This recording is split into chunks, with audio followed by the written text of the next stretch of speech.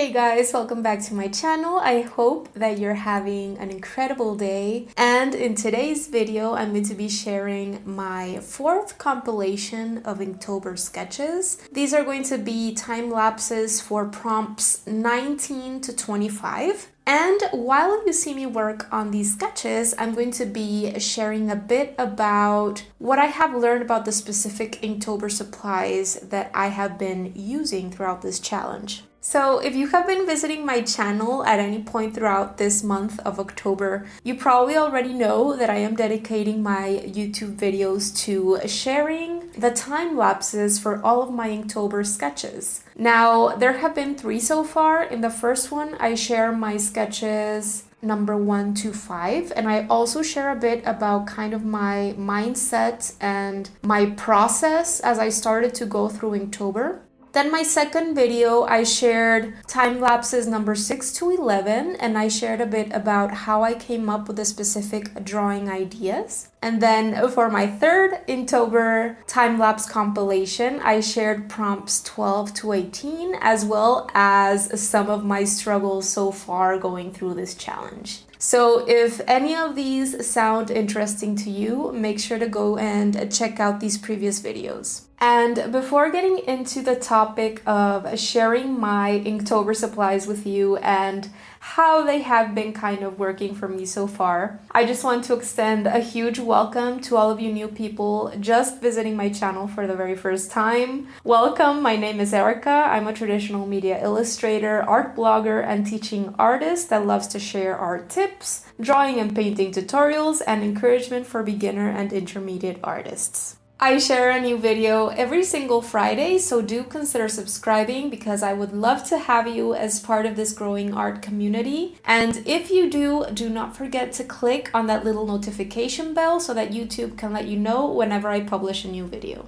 And if you are an artist or illustrator currently participating in Inktober this year, do let me know in the comment section below. I would love to know how this challenge is going for you so far. Have you gotten overwhelmed? Have you fallen behind and kind of given up? Are you still going strong? Do let me know. I'm super interested. And if you kind of are interested in participating in this challenge, but you didn't want to do it this year, are you planning on finally doing it the next year?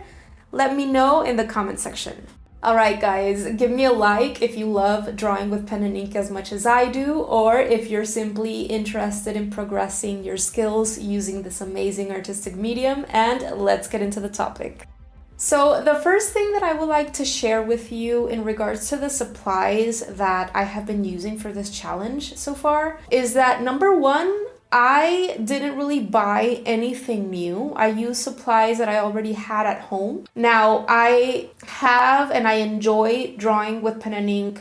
I have been doing it for, I don't know, maybe a year or so. So I did have the needed supplies on hand, which is part of the reason why I didn't have to go out and buy new ones. And the second thing that I wanted to make sure to do is to stick with the same supplies throughout the entire challenge. I didn't want to switch to different kinds of drawing pens or a different kind of sketchbook because I wanted to make sure to properly test out how these supplies worked in unison together so that I could actually come to some sort of conclusion that would allow me to progress my art, or at least come to a decision whether I like these supplies or not for future uses. See, even though I do have some experience drawing with pen and ink, I definitely have never used this medium as consistently and frequently as I have in this past month. I knew that I wanted to talk about my supplies at some point in these videos, but I did want to make sure to leave this topic until one of my final Inktober videos because this would give me an opportunity to better test out my supplies. And something that you are going to notice if you stick around until the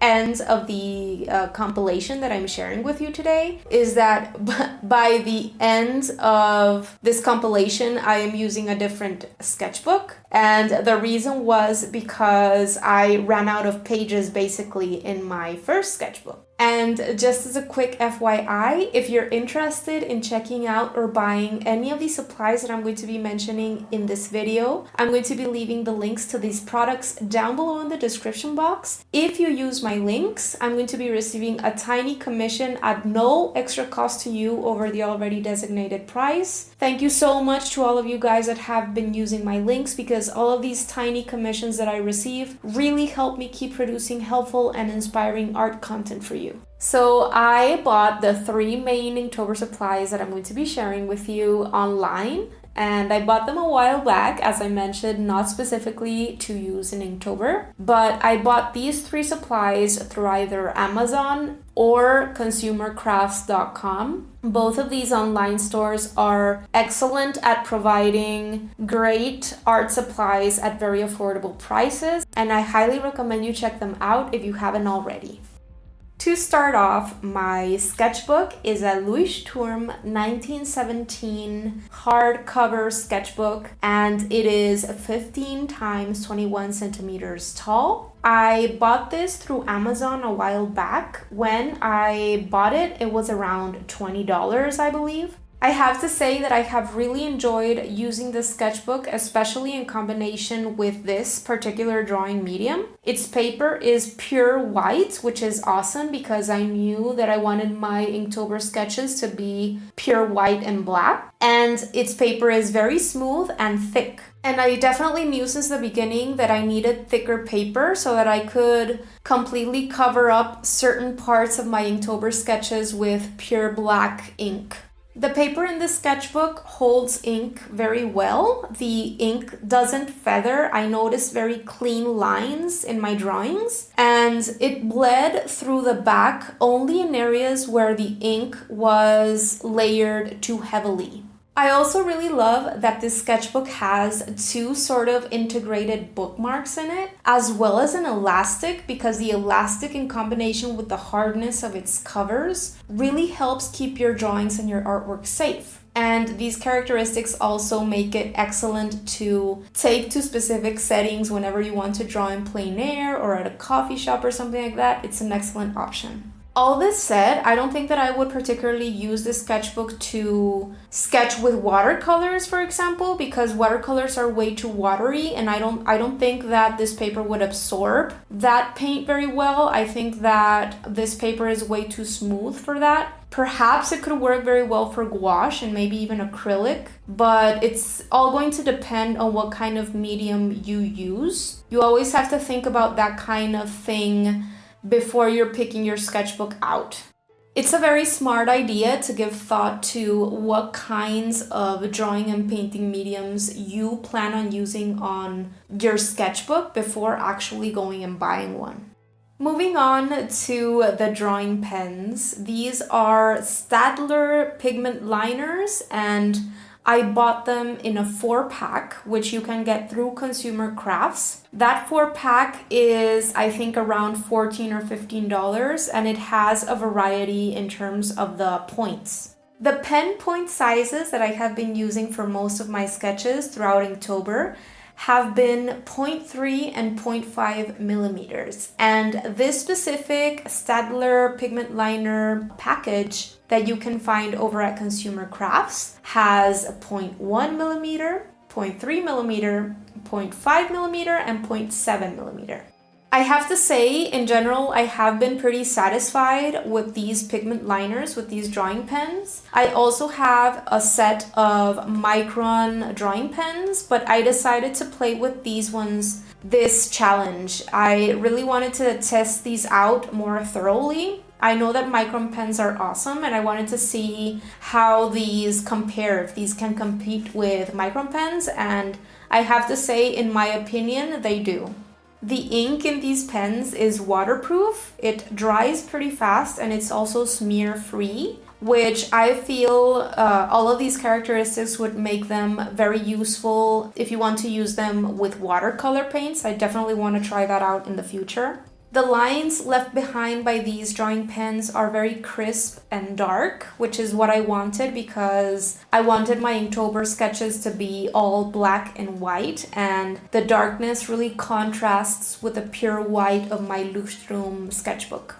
And my third and final Inktober supply that I'm going to be sharing today is my little tub of Speedball drawing and calligraphy ink. This one was acquired through Amazon and it was around $9 to $10. I really loved this ink. It's a rich black and it's a little bit thick, and it can also be diluted with water if you're into creating a variety of values. It's also easy to remove from your skin, which if you are like me and you always end up with ink and paint on your hands, it's a very good quality for something to have. And it also doesn't have any overpowering odor to it. It applied pretty evenly as well. I really enjoyed using a small angled brush to apply it onto my paper, and I never noticed it granulating at all. Not even in the areas where I applied the ink very thickly or heavily. And finally, the last thing that I loved about this ink is the shape of its bottle, because it makes it more difficult to tip over. If you ever had any accidents with ink or spilled ink in the past, you know what a huge mess it can be. And this bottle is kind of wider at the bottom, which makes it a lot more stable.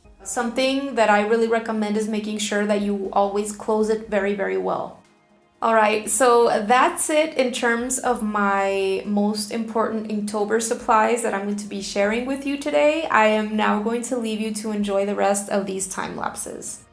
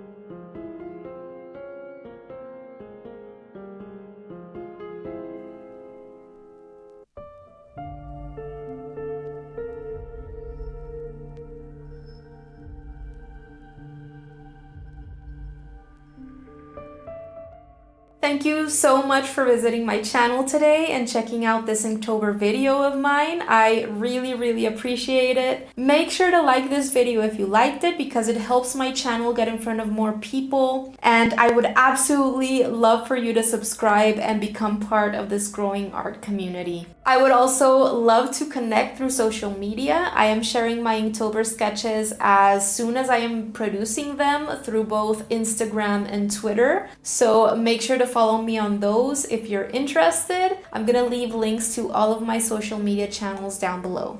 All right, everyone. So thank you so much and see you next Friday. Bye!